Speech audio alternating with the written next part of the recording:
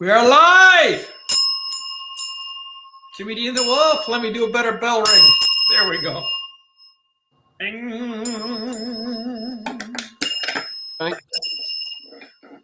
Now we need some kung fu speaking. Won't make you do. Yes, there you go. Your garden variety kung fu. It's no match for me.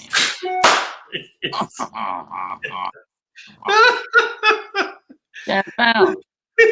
You should run in the village. That's your little brother. I will hold him off as long as I can. So, I should look in the mirror before I come in here. Maybe wear a hat like you. This is unedited. Yes, this is real. Anyway, so I have set up a clips channel for Jimmy D and the Wolf. And clips is something where you take long form and you cut out key pieces. I got the idea. Well, actually, I found it in my notes. I was going over some things, and it was an idea that I got from like a year. I listened to a lot of people coaching you how to do stuff, and this was notes that I had from some time ago, and they said start a clips channel, which summarizes. Like this is usually 40, 45 minutes long, and a clips take would be like 3 minutes, 2 minutes, taking the best bits from this 45-minute broadcast. So from this one, it's going to be the kung fu thing. Absolutely. Well, I'm leading up to that. I'm kidding. And I would give it to our VAs. Shout out to Rika and Princess, her sister. And now the last task I gave them, I think she's even going to bring in her brother, her younger brother. So the whole family over there in the Philippines, they're great. She's not feeling well right now. I hope that she doesn't have a COVID. She said she felt dizzy. I've been praying for her. I hope that she recovers completely. Health is most important. Anyway, and I said, English is not their first language. They do really well with written and or understanding, I should say. And I said, I think Princess is pretty good, her sister. And then I'm bringing back around. I said, if you can pick out the best bits, maybe the easiest way to pick out the best bits, anytime Jimmy makes me laugh uproariously, that might be the best bits. Just take those and put those in the clips channel. So that is why that would qualify, because I'm laughing. That's going to be a nightmare of a translation for them, though.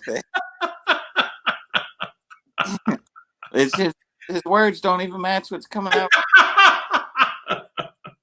Oh yeah, could be.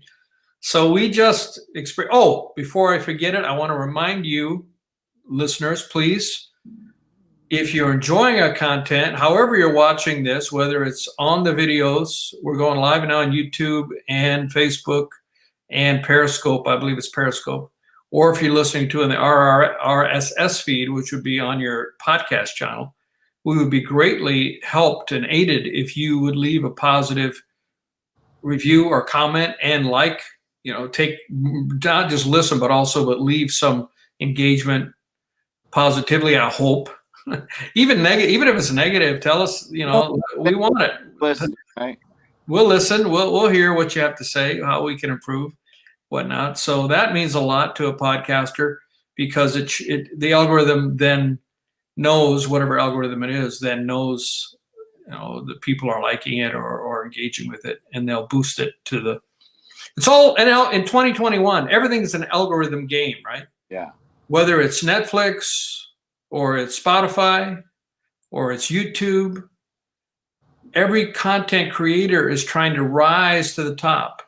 And the only way the algorithm knows how to put that to the top is the engagement and ratings. If a site has ratings, that's why now. That's why they blow up that we can't really figure out, Yeah, I mean, if you go to say, I'm going to make a viral video, let's say, I'm going to make a video that goes viral on YouTube. You can't. There's no way. Yeah. No way to quantize it. I mean, the guy that went viral on TikTok, 420 dog guys in the Northwest. I think it's either Idaho or I think it's Idaho. Skateboarding to work, his truck broke down, or his truck broke down. He had to get to work, so he skateboarded and he had his phone and he turned on Fleetwood Mac. Yeah. And lip synced to Dreams from Fleetwood Mac. And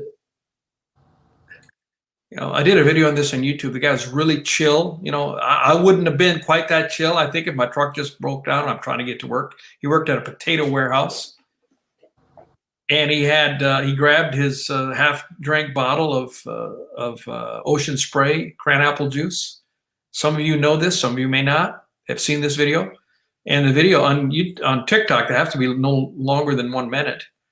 And at one point, he's crossing the street and he turns his head and his hair is really closely cut and he's got a feather tattooed in the back of his head, but you can only see it if the hair is cut short because he's Native American descent.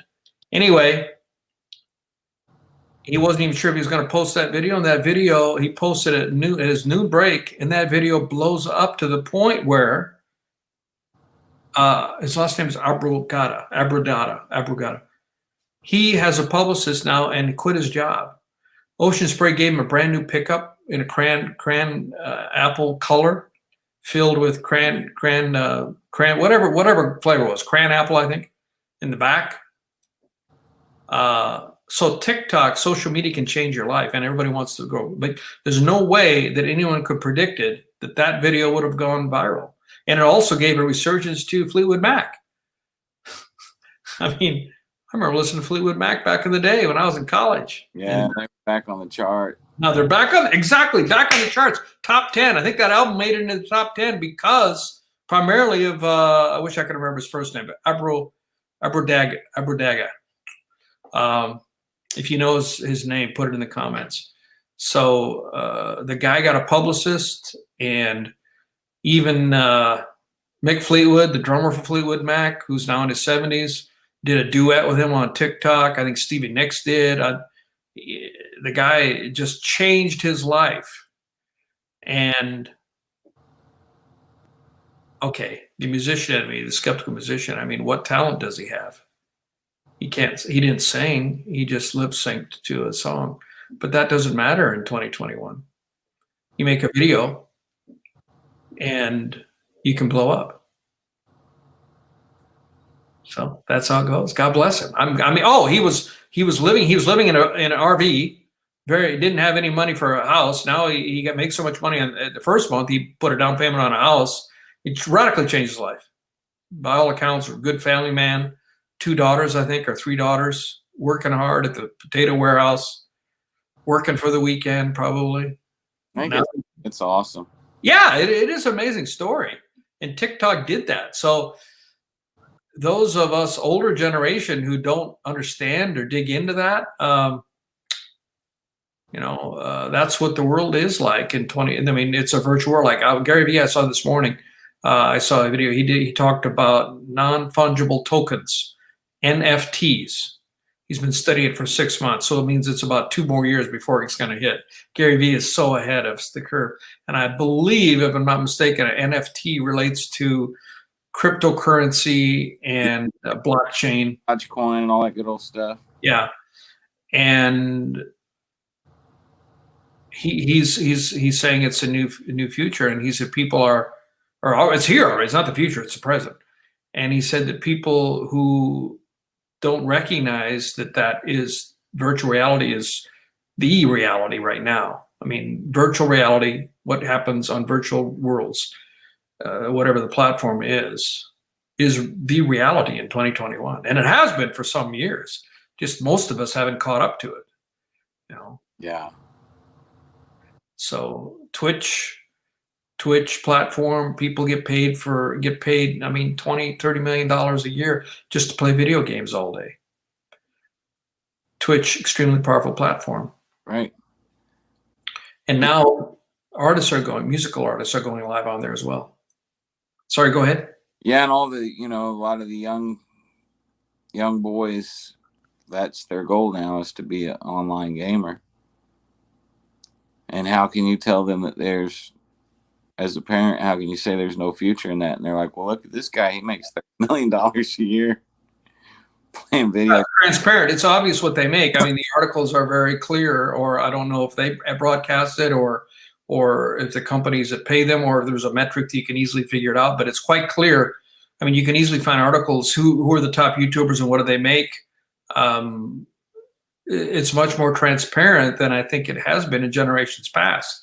I mean, Forbes would always come out with the wealthiest, the Forbes 400, I think it's called, the 400 wealthiest Americans or in the world. I'm not sure what their criteria is, but that was pretty arcane and difficult to see through. It wasn't transparent. Now it's quite clear. I mean, you can't deny it, and even these kids know that. I mean, a generation ago, would a 12-year-old kid knew how much a top executive was making in a company? I think not. Right. So these kids are so well informed, and they know that it's possible to get to the top. They're smarter than ever, man. Little kids are brilliant right now. Absolutely, absolutely brilliant. So, and talking about kids, there's something I saw recently. There's a fight between, now you're kind of on the cusp between a millennial and a Gen Zer, if I'm not mistaken. I'm way beyond that. I'm a baby boomer, so. But there's a big fight now between Gen Zers and millennials. Gen Zers are making fun of millennials. And as near as I can tell from I didn't spend a lot of time on it, but as near as I can tell, their main things they are making fun of from millennials is a side part on your hair. Like if my hair was parted properly, it'd be a side part. It goes like this, and there's a part here. Actually, I think I have a hard part in there, but I rarely even find it. And that's, to Gen Zers, that's obsolete. And now it's supposed to be middle part. That's what the cool thing is, middle part. And that's one thing. They make fun of millennials, and not just millennials, but all the way up the ladder, I think, go the side part. Unless you're Johnny Depp or Clapton for a while. I mean, my main guy, Clapton. Clapton had his hair in the middle with it kind of coming down. The other thing they make fun of them is skinny jeans. I guess skinny jeans are out now. They're not the thing anymore. Gen Zers say it's something different. So there's a big fight going on, and both of them are throwing shade at each other on social media. Like one of the shade quotes I said, it's so funny that Gen Z people are making fun of millennials, and they're doing it on apps that were invented by millennials. Ooh. Sounds right. So it's funny. It's funny, generational differences. It is, man. There's a huge gap there right now, and the kids are definitely smarter. Yeah, and then there's a new generation too. I think I don't know where it starts. I mean, and there's no official demarcation, but the general consensus of it, I think 5 and under would be the new generation, which I don't think it has a age 5 and under would be the new generation. And their personality obviously hasn't really formed yet, or we don't know what it is, but they'll probably take over in a couple of years. Yeah, they'll probably take over before they turn 10, single digits. They'll be running things. So yeah, what do you think of? Well, you're essentially a millennial. What do you think of the skinny jeans versus side parts? Really did any of the trends, man. I've always been that way. I'm just not a trendy kind of cat, I guess. I don't know if I'm just an old soul or what, but I never, even when I was in school and everybody would like peg leg their pants back in the 80s when everybody did that, man, I never did that. And then things come and go, like that went out of style. And then the one thing I was guilty of was the mullet haircut. Oh, Jimmy with the mullet, you'll have to find a photo of that. Mullet back in the day. And that was like a lot of the musicians that I was digging on at the time had mullets. So I rocked the mullet, but I've never really paid much attention to the trends that happen because they always come and go. And then no matter what, I think every generation kind of goes back and you look at a picture of yourself from 20 years ago and it's laughable. And the less you engage in trends, the lower the probability of those old pictures being super laughable are for you. Yeah. Granted. Yeah. But I'm in a part of the country where it's Southern Indiana, man. Everybody wears flannel shirts and blue jeans, and it's a lot of farmers here and working class people. So I don't even know if we even know what the trends are now. Just because we're in that. I would rather not have to change my wardrobe, but I think it's easier for a man than a woman. The societal pressures on a woman, especially a young woman. When you're a kid, you pay it. The younger you are, the more you. It's like the younger you are, the more you care about fitting in, and the more you care about what other people think about you. You reach a certain age where you're like, I don't care. It's it's whatever. But I'm sure that there's a huge weight on younger people with the societal norms and things of that sort. Well, you can get crucified on social media so easily. I mean, Sure. you make a fashion faux pas at school, and before the school is even over, or before lunchtime probably, and before the end, you're getting crucified on whatever platform these kids are on. And your most embarrassing life memory is encapsulated in a video until the end of time. Absolutely, yeah. And I think I mentioned it a couple times, but just reference it. The woman who I think she was 14 and she just gotten her driver's permit, and she posted a video quoting a song. Apparently the lyrics to a song that was popular at the time, "I Can Drive Now, N-word." She posted on Snapchat. Right.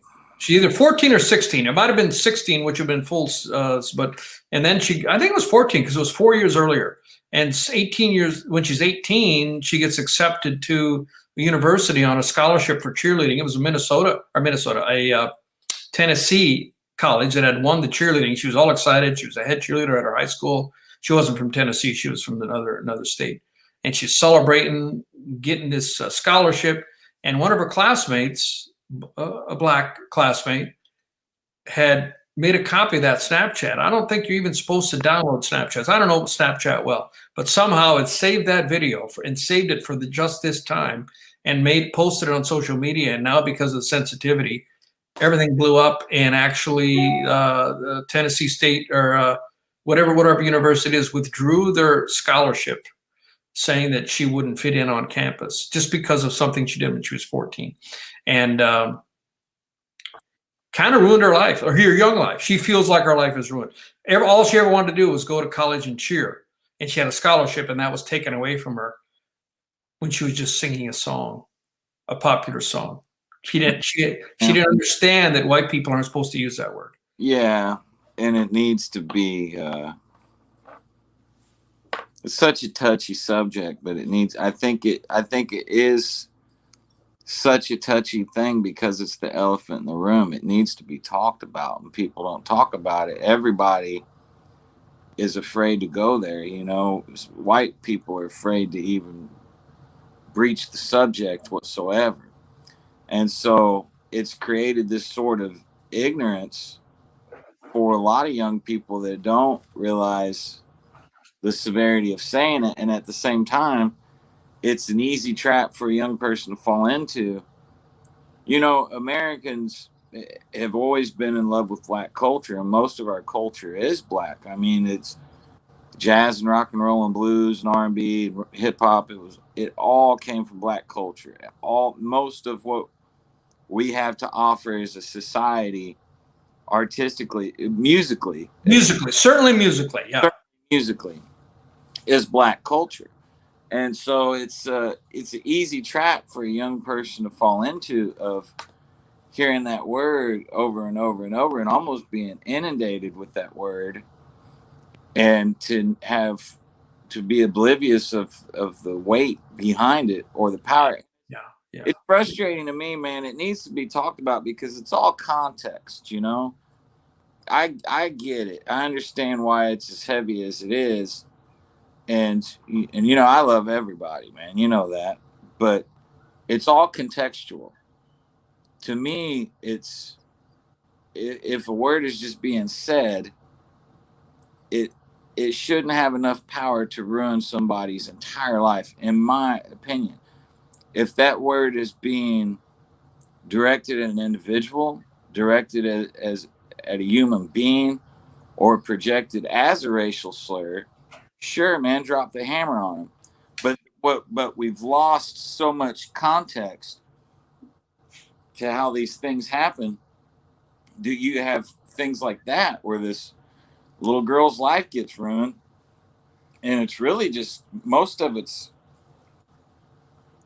a lack of information or lack of talking about it, ignorance on a lot of people's part, that it doesn't come up. I mean, well, sorry, go ahead, buddy, go in ahead. ways, like, it's almost like the focus is wrong. Right? Racism is talked about a lot, but it's talked about a lot pushing in the wrong places. Yeah, There's a lot of focus on the problems and the issues. There's not enough focus on the solutions and the things that need to happen for us to attain racial equality. That energy needs to go towards solutions more than the problems. yeah, I've been watching the series on Netflix, Amended, and I'm sure it's quite controversial. Sure. It's about the 14th Amendment and how it passed. And there was about a 10-year time where African Americans actually were treated equally. And it wasn't too long. For every action, there's always a reaction, no matter what it is, and good or bad. That's physics, really. Sure. And the pushback came with there was a Supreme Court. I mean that's fascinating history. Will Smith is in it, and Samuel L. Jackson, some other guys. It's phenomenal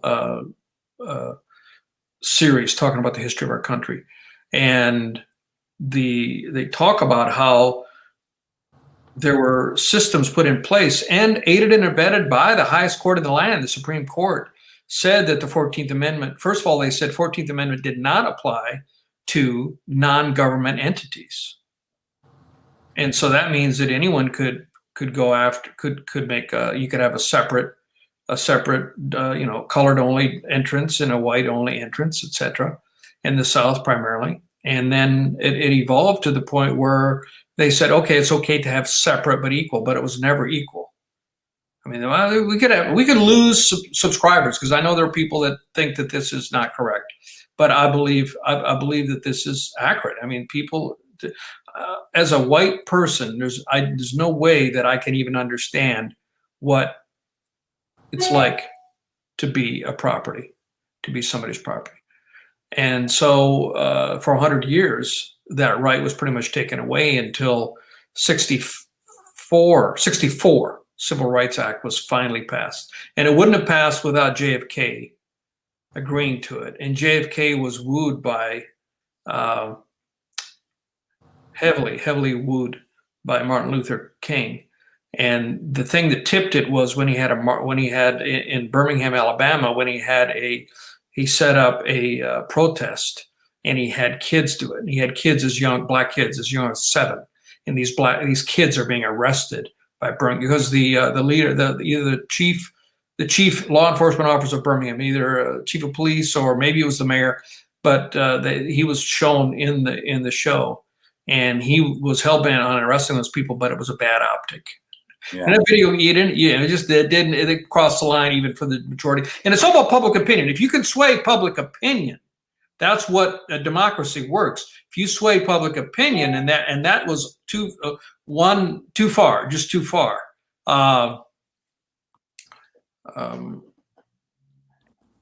So JFK went from not wanting to have anything to do with it to supporting it, and it would have passed under him, and then he got assassinated, and then so his vice president Johnson continued and made it into law. So that term had so much weight behind it, and 100 years or even before that in slavery time, and so it was a very powerful, potent negative term. But I saw a video on TikTok today, extremely wise sounding Brit guy. First of all, you get an upper class, not a Cockney, but an upper class Oxford British accent. Right away, you're like 30% smarter. Right. And this individual on TikTok and profound answers to a number of issues. He talked about feminism. I don't recall his. I'll see if I can find it. He's a Brit, and he was reacting. One person had posted, an African American had posted, a black person. Okay, you white people, you want to be able to use the N-word. Tell me why. And so this individual, this Brit, said, no, he said, I don't want to use the N-word. In fact, I'd be perfectly happy if I never heard it again. And so, and you say that you have reclaimed it like LGBTQ have reclaimed queer, and that's the first one that pops to mind. But gay, Yankee Doodle, Yankee was a pejorative, and the revolutionary or the colonists claimed that, turned that around and made it, okay, now I'm a Yankee, so that's the way back example. He didn't give that example, but the example he gave was, for example, queer, or I'm sure there are others that were originally pejorative and negative and turned around to be embraced.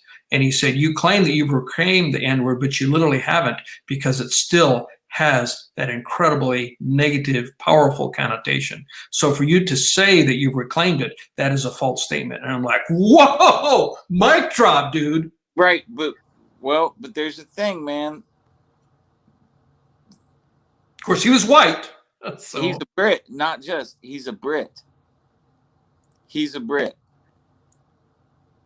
The racism thing goes the deepest here. Yes, it does. Because of our history, because of America's history, and because it's the elephant in the room of like, well, it's still really, really fresh. I'm sure that the way that a Brit would view it or talk about it is different than the way Granted. And meanwhile, the thing is like, it's so, in my mind, it's this, man.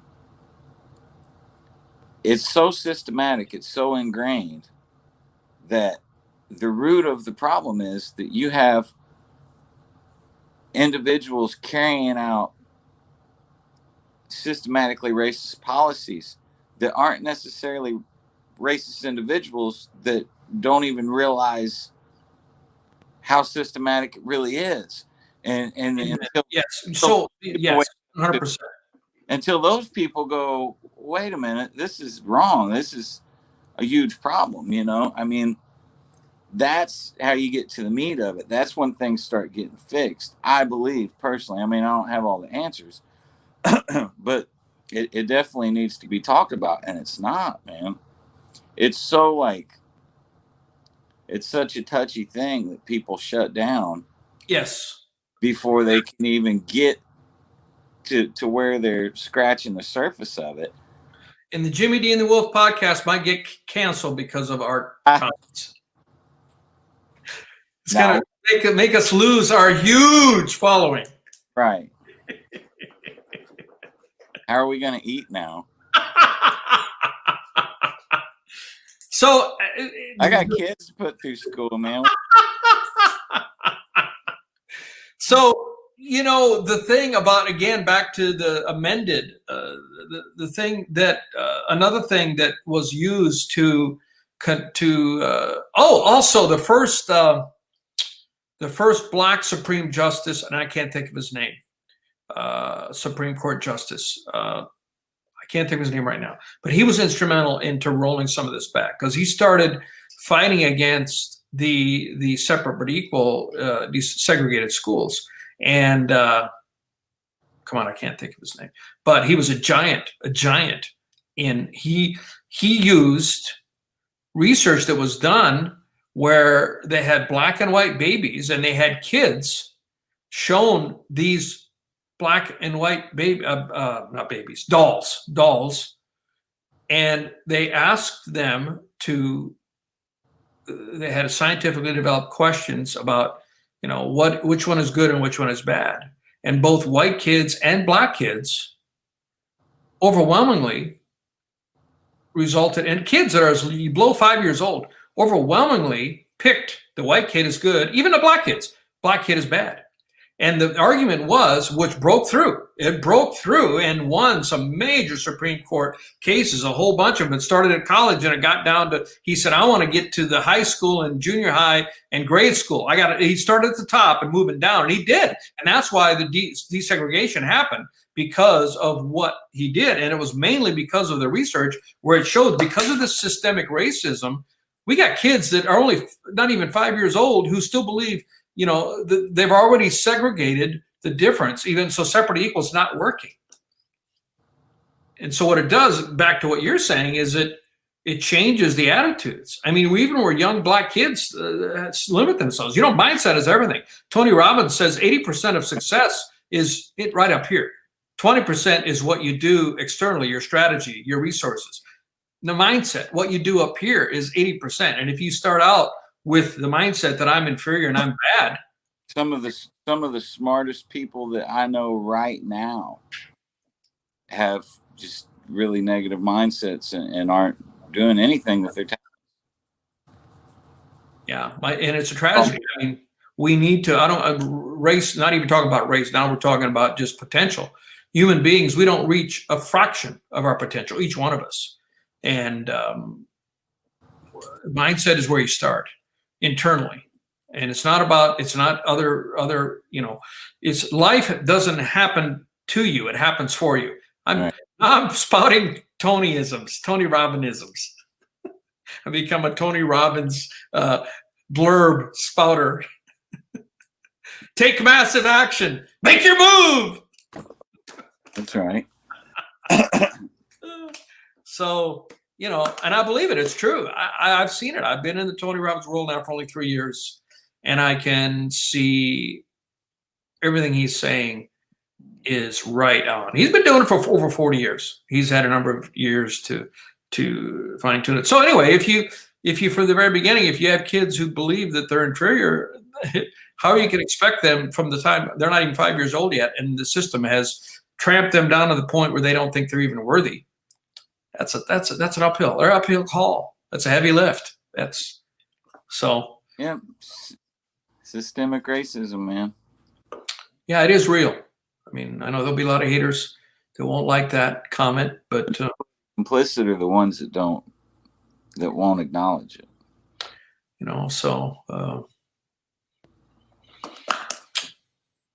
Heavy discussion there, Jimmy. Yeah, what are you gonna do, man? But the human spirit is indomitable. We can't be. We just can't be. Yeah, that's where all the best stuff has come from, man. Every time that a culture has suffered terribly, the human spirit triumphs and gives us, incredible art and incredible music and incredible inventions. And pain is the greatest teacher of all, Yeah.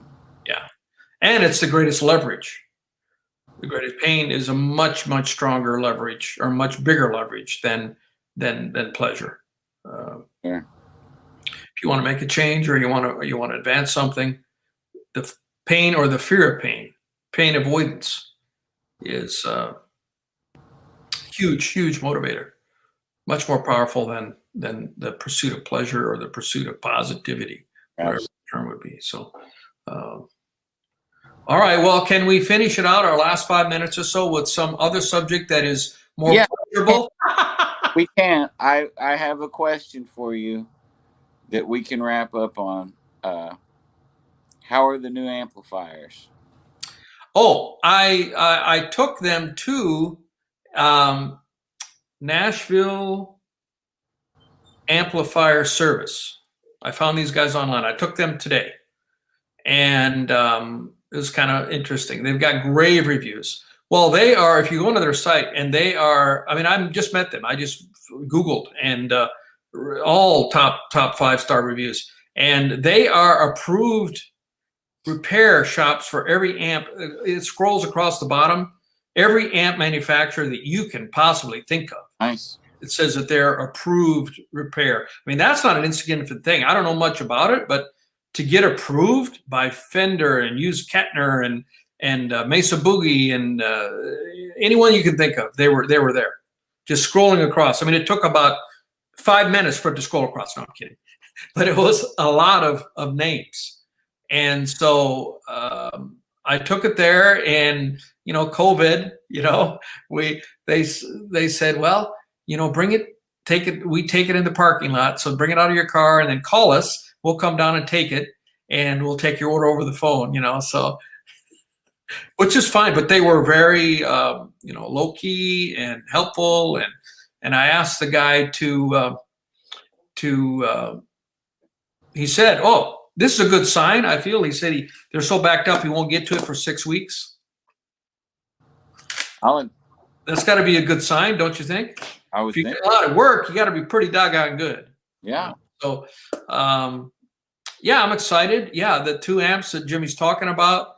I got a 69 or 70 Silverface twin reverb, Fender twin reverb, and non-master control. It's not a blackface, but blackfaces are a lot more expensive and roughly equivalent in sound. 85 watt. It's not one of those 200 watt or 120 watters. As you got into the 70s, I did some research on that. They kept adding the watts, and then they asked the master volume, maybe around 74. And as they go in the year up, they just made more power, and changed the circuit. The best circuit is the blackface, but right after the blackface was, when did they switch over? 66, I think they switched to the Silverface in that range. And so it's just after that change. So it's still pretty close to the blackface. And that has a problem. I took it there because it turned the switch off, and the little light is still on, and the tubes are still glowing. You turn it off. So I think there's a switch that isn't working. So that should be an easy fix. And then I took my 58 Bassman, my first really expensive vintage amp that I bought. And first thing I asked him to do was hey, check the circuitry and right away if you can. Don't wait 6 weeks, to make sure it is what it's supposed to be. Is it the 5-6? What's the renowned circuit for that? It's the Marshall JTM 45 used the same circuitry.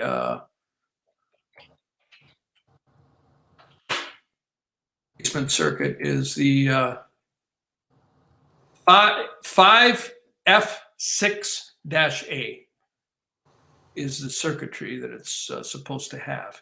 It's a 58 according to, but if it doesn't have that, I mean, if they open it up and it's got solid state, if it's got printed circuit boards, then I'm like, ah. Yeah. So I said, money. At least verify that it's a point-to-point wired, that I didn't. And he said, yeah, we'll try to get that today. And I expected an email. He didn't send me an email today, but he said he'd try to email today. He just popped the back off and take a quick look at the circuit and make sure. I mean, I could do that and make sure that it's a point-to-point. I think I could do that, point-to-point wired, but I wouldn't have a clue if it's that, because they had a number. They had one before that wasn't the A, didn't have the A on it. The A was a modified circuit, and that's the one that everybody wants. I think early 50s was without the A. Early 50s would have been a 5F6 without the A. So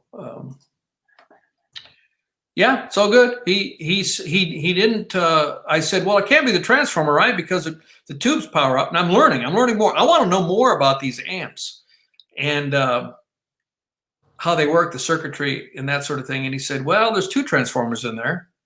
There's a power transformer, and there's a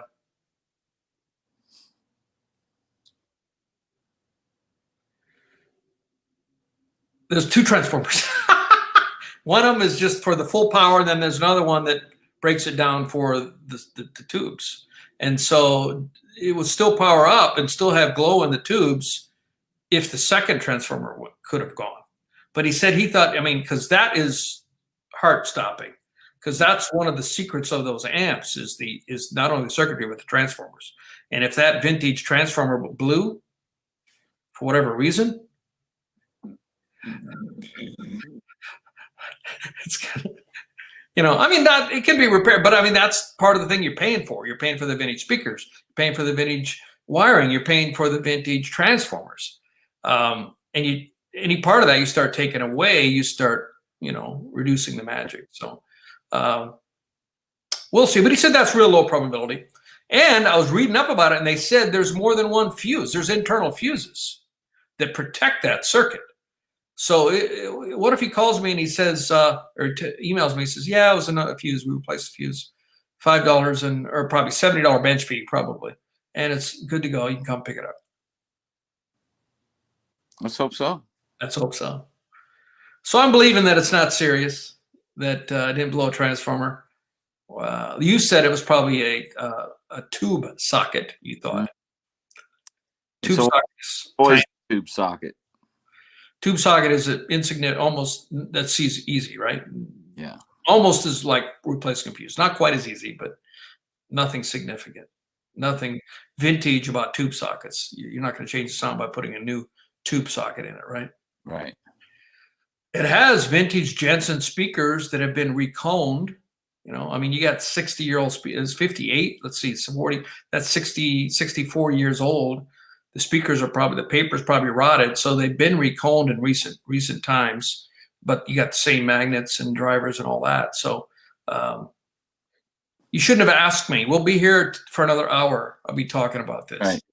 This will be next week's podcast. So anyway, yeah. So I'm excited. I don't have either one of them now. I mean, I love playing. I started playing through the Fender Twin, even though, and I would unplug it when I was done because I didn't want to leave the power tubes on. Sounded amazing, absolutely amazing, just incredible, absolutely amazing. And the bassman did turn on, and then it cut out for a second, came back on, and then it went dead, even though the tubes lit up. Yeah. I'm hoping it's cheap. I mean, the guy that sold it to me, he's in South Carolina or Asheville, not North Carolina. That's North Carolina, right? Asheville, North Carolina. Jimmy? Yeah, it's North Carolina. Okay. I mean, he's been communicating with me all along, and he said, well, I'll split the cost with you. I hope it's not very high, so, I don't think the guy's out to cheat or defraud. So, shipping, who knows what the shipping, FedEx or UPS does. They're handling a lot of packages, and it's heavy. So who knows? It might have fallen off a truck. Who knows? Right. It was incredibly padded. I mean, or just put it down too hard. Yeah. So it'll all be good. I hope. Praying. So, all right. Right on. Okay, everybody. Remember to leave that comment, like the podcast, and every Tuesday night live, 7 o'clock Central Standard Time, 8 o'clock Eastern Standard Time, and we'll call it a night. Anything else? Any final words, Jimmy? Nope. If you leave negative comments. Just remember, I'm a very vengeful person, and kidding. Totally kidding. Thanks. All right. Jimmy D and the Wolf. See you next time.